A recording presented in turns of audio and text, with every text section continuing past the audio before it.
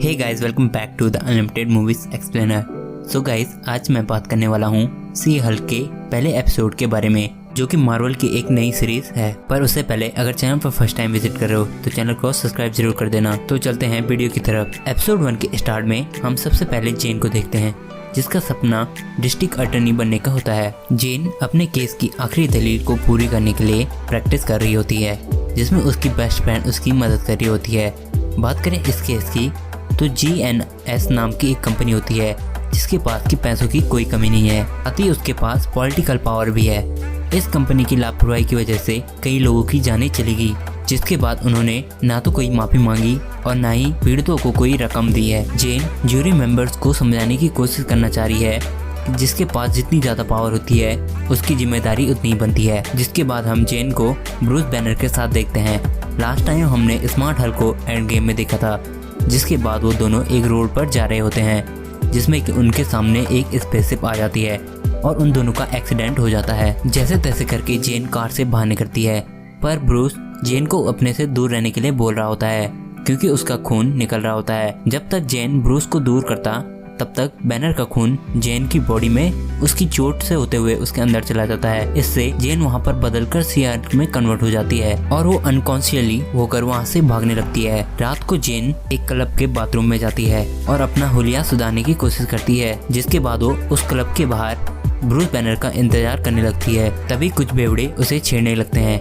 जिन्हें इग्नोर करके वो वहाँ से जाने लगती है और वो लड़के काफी बदतमीजी पर उतर आते हैं। इसलिए जेन को गुस्सा आने लगता है और वो सी हल्क में बनकर उनकी बैंड बजाने वाली होती है। तभी स्मार्ट हल्क वहाँ पर आकर उसे रोक देता है। अगली सुबह जेन की नींद एक कमरे में खुलती है। कमरे में रखी टी-शर्ट पहनकर वो वहाँ से बाहर निकलती है तो उसे पता चलता है कि वह मैक्सिको के एक आइलैंड पर मौजूद है, जहाँ पर कि बैनर का एक सीक्रेट फार्म हाउस है। जेन म्यूजिक की आवाज़ सुनकर बैनर के पास जाती है, तो जहाँ पर बैनर उसे बताता है कि उसके अंदर रेडिएशन घुस चुकी है। ये सुनकर जेन को लगता है कि अब वो मरने वाली है, लेकिन बैनर उसे बताता है कि उन दोनों की बॉडी इस तरह से बनी हुई है कि उनके अंदर रेडिएशन एब्जॉर्ब करने की काबिलियत आ चुकी है। पर ब्रूस उसे बताता है कि उसे लोगों से दूर रहना होगा जब तक कि वो अंदर के अपने सी हल्क को कंट्रोल न कर ले, और इसके लिए ब्रूस को उस पर कुछ टेस्ट करने होंगे। जिसके बाद वो जेन को एक चैम्बर में डाल देता है और उसमें मौजूद कटर मशीन्स को ऑन कर देता है। जेन उसे ऐसा करने से मना करती है। अब जैसे ही कटर मशीन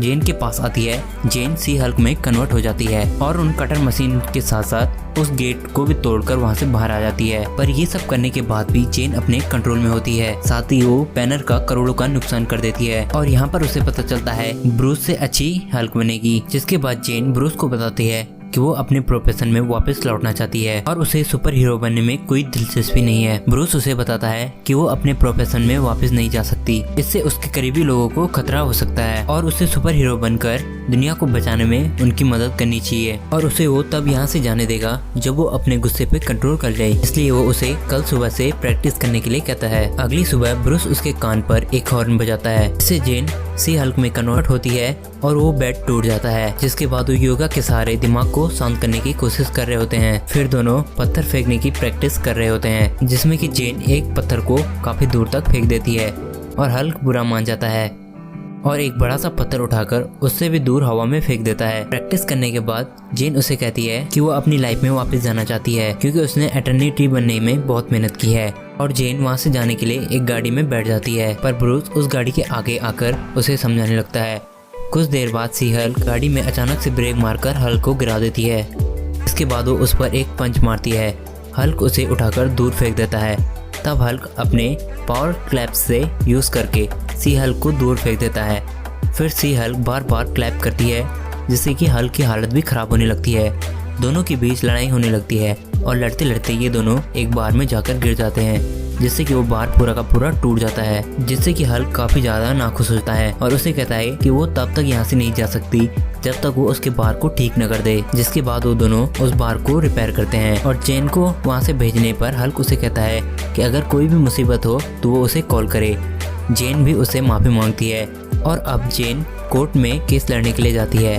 कोर्ट रूम में GNS के वकील जूरी को समझाने लगा हुआ था कि उनके क्लाइंट ने ये सब जानबूझकर नहीं किया। अब तरक्की में तो कुछ हादसे हो ही जाते हैं।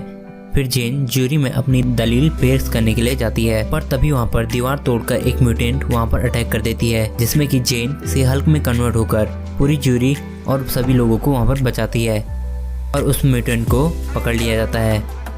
इसी के साथ ये एपिसोड का एंड यहीं पर हो जाता है। सो गाइस, ये था सी हल्क के पहले एपिसोड का एक्सप्लेन। आई होप आपको वीडियो पसंद आई होगी। वीडियो पसंद आई है तो वीडियो को लाइक कर देना, चैनल को सब्सक्राइब कर देना।